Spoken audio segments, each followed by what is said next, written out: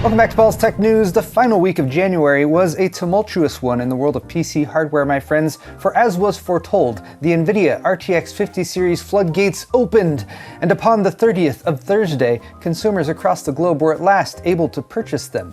In theory.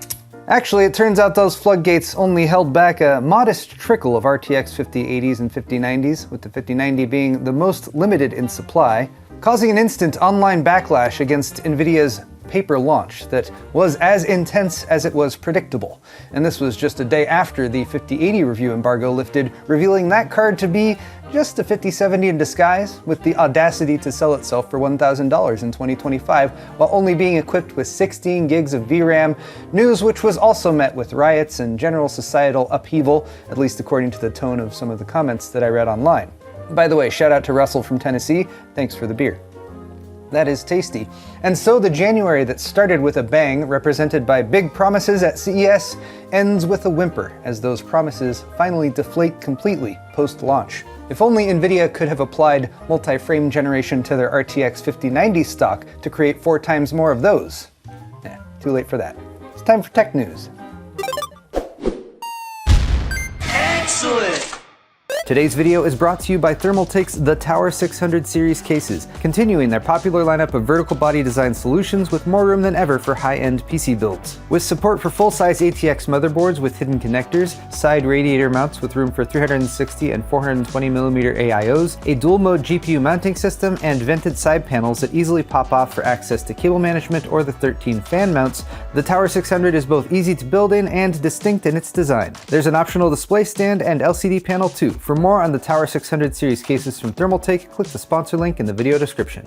So make no mistake, the NVIDIA hype machine did its job, as represented by multiple micro centers across the US, where would-be RTX 5090 buyers lined up in the hours and days prior to Thursday's launch. Despite reviewers criticizing the generational uplift in performance for the 50 series, or the warnings about Jensen's keynote statements, which were misleading at best, there were still many more people willing to buy these new cards than there were cards available on launch day. And I will say that at least in some cases, more effort was rewarded with success. It turns out the most surefire way to get a launch day card, other than being a reviewer or tech influencer, was to be one of those dedicated souls who set up camp 2, 3, or 4+ days early at one of Micro Center's 28 locations.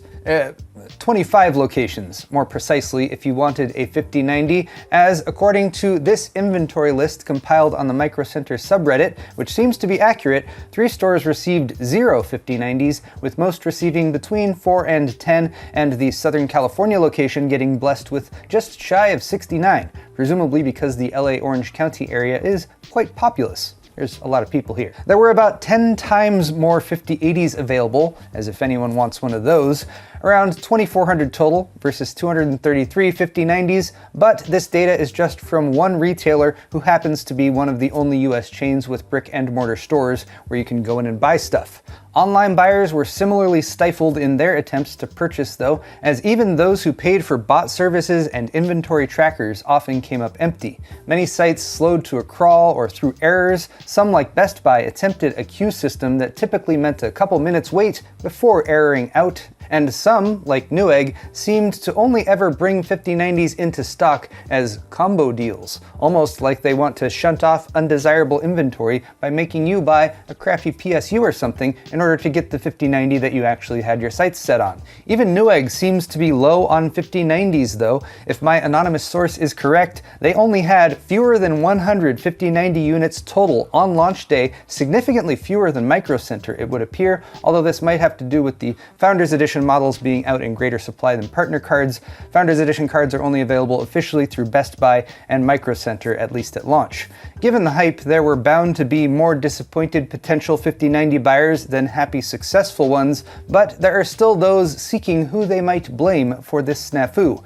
Sure, you could blame NVIDIA for not waiting until more GPUs were available, or for scheduling this launch at the same time as Chinese New Year, when manufacturing slows or stops for 2+ weeks in a pretty important region of the world, but that would be boring. So blame the retailers? Many did not have website backends set up that could handle such an influx of traffic on launch day, which was frustrating, sure. But others seemed more complicit in shady activities, like German retailer ProShop, who, according to PCGamesHardware.de, shared links to their 5090 and 5080 product pages with scalpers, who were then able to use bots to scoop up all the inventory 30 minutes prior to the actual launch time. And speaking of scalpers, those assholes will always show up when a product's demand outstrips supply, adding to the buying frenzy and reducing the number of units sold directly to gamers.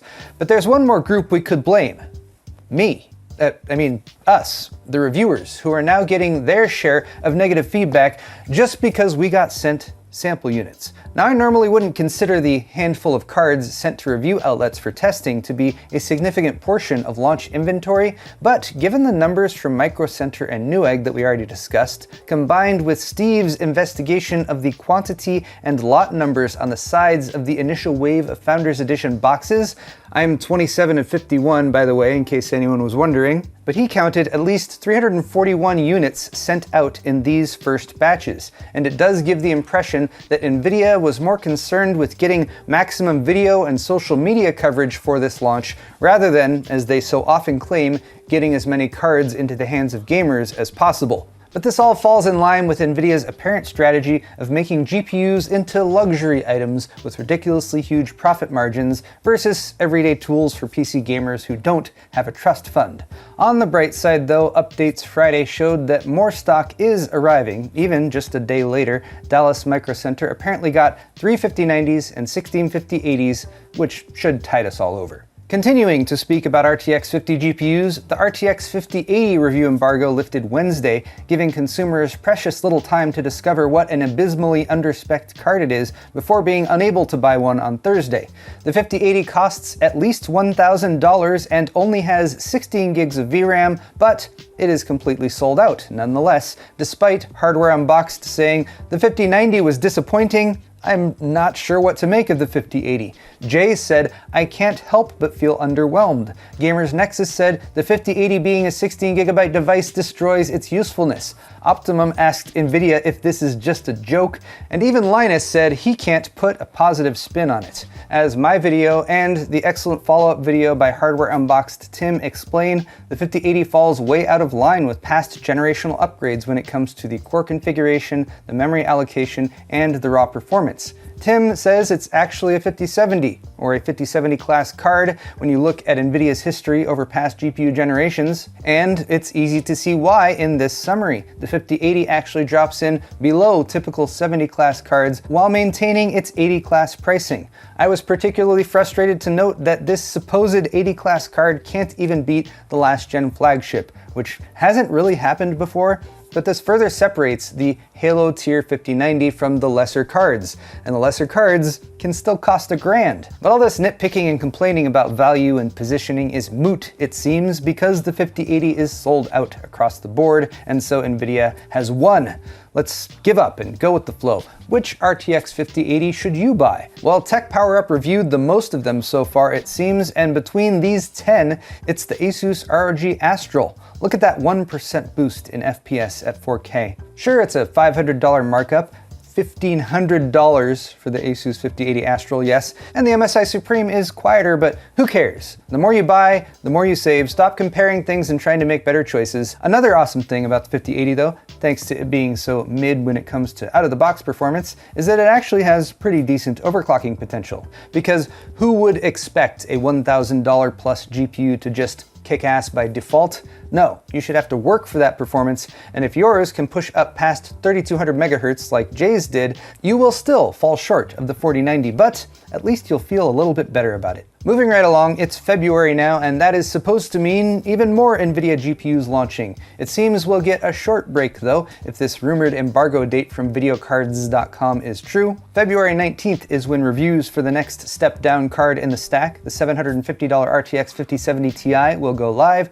with sales and overclocked card reviews going live the next day. Despite my innate cynicism and wealth of historical evidence, I remain foolishly optimistic that the 5070 Ti will be a more balanced lowest offering at $750, as more detailed specs revealed in an NVIDIA white paper this week show that it will also use the GB203 die that the 5080 uses, albeit with 8,960 CUDA cores instead of 10,752. It will also maintain a 16GB VRAM allocation, which is almost passable at $750, although raw performance versus AMD's 7900 cards and their upcoming RX 9070 offerings will be a big question to be answered. I'm glad we have a little time to get our affairs in order before the next launch though. January was already quite busy. Things are getting geared up for that next round already though. Hardware info has updated for 5070 Ti support, although the 5070 remains mysteriously missing. Hopefully NVIDIA didn't cut that one down so much that they're just embarrassed about the performance and they hope they can skip the launch and we all forget about it. It's not too late to unlaunch NVIDIA. Wouldn't be the first time. Speaking of first times, if this is your first time experiencing tech briefs, there's no need to feel embarrassed. It always happens that fast. NVIDIA's wall-to-wall media blitz for the 50 series will eventually end, and it seems that AMD is waiting for that moment to strike, hopefully, but let's not get our hopes up. AMD's Radeon team in particular has shown themselves to be more than capable of screwing up an opportunity in the past, and they'll have the chance to do so soon. Yet again, the 9070 and 9070 XT are still expected in March, and with the right price to performance combination, they could easily steal a good amount of NVIDIA's thunder given the middling reviews for the 50 series thus far. And I know we're giving Team Red credit for the bare minimum here, but it sounds like the 9070 XT will cost less than $900. This is per Frank Azor in response to WCCF Tech, who was speculating about prices based on early Bulgarian retail listings. So less than $900 for a 9070 XT. Take my money, AMD. Given this and the CES lack of announcement, you're off to a great start marketing these new GPUs. Speaking of new GPUs, Intel has been steadily making progress manufacturing those, and the initial Battlemage B570 and B580 cards are solid contenders if you can find them in stock at MSRP. And perhaps we'll see more Battlemage cards soon, as Linux has added support for 3 previously unknown hardware IDs, a surefire indication that cards are on the way. This was discovered by Thomas Gauronowski, but it's impossible to tell from the hardware IDs what these cards are, so while they might be 700 class Battlemage cards like a presumed B770, they could also just be boring mobile chips which have little to no practical value. And we'd better find out soon, because as this week's episode has hopefully made clear, NVIDIA could really use more competition when it comes to gaming GPUs, especially ones that don't cost 4 figures. Finally, to end today's dismal show on a happier note, our GPU troubles may all be solved in 7 years or so, as a newly discovered asteroid has a bit more than a 1% chance to strike Earth in 2032.